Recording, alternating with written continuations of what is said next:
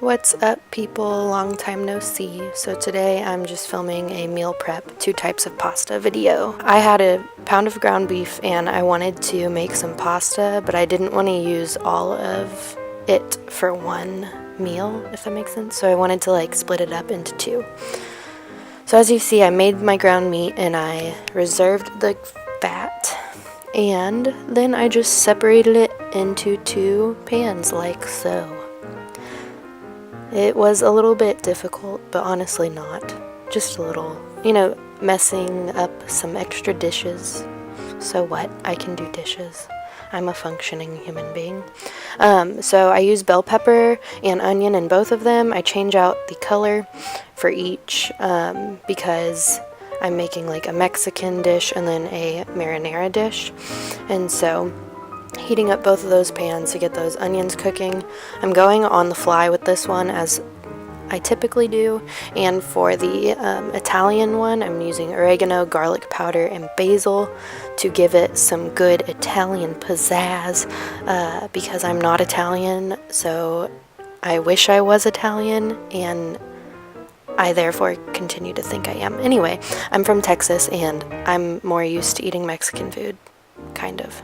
So I'm just using some taco seasoning in my Mexican dish because that will make it more spicy and fun. So I'm just adding the amount that seems right, and I'm just sprinkling it on there, and it's gonna be good. I do recommend cooking your bell peppers and onions with the meat so that you don't overcook the meat and it gets a little too crispy, but I'm liking it so far. So we got both of our seasonings in, and that one is basically done. I'm gonna wait and do more with it later. So here is the Italian one. I added some zucchini to it because more vegetables in my life would be good.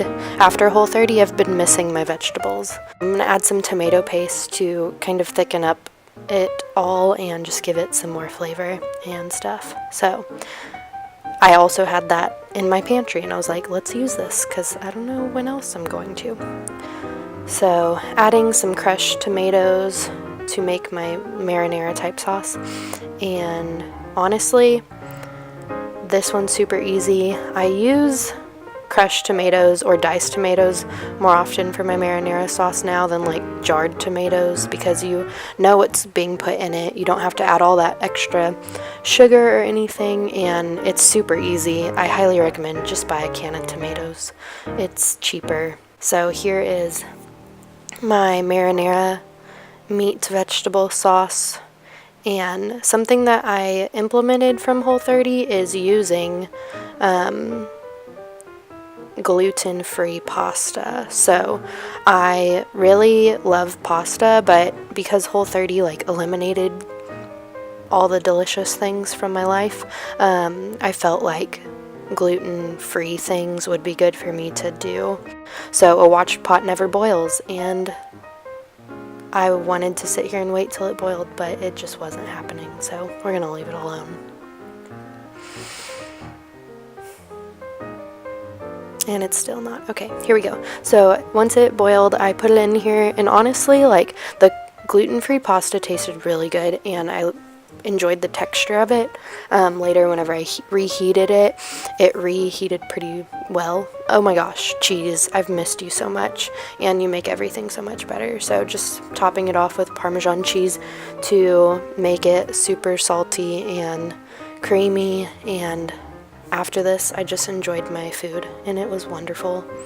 So I also use this for my meals during the week at school and stuff, and I'm reserving this pasta for my other sauce and my Mexican flavor rather than my Italian. So later that week, I made my verde guac pasta sauce, and I ate this at school, and I used guacamole, store-bought guacamole, and a verde sauce of your choice, and it was wonderful.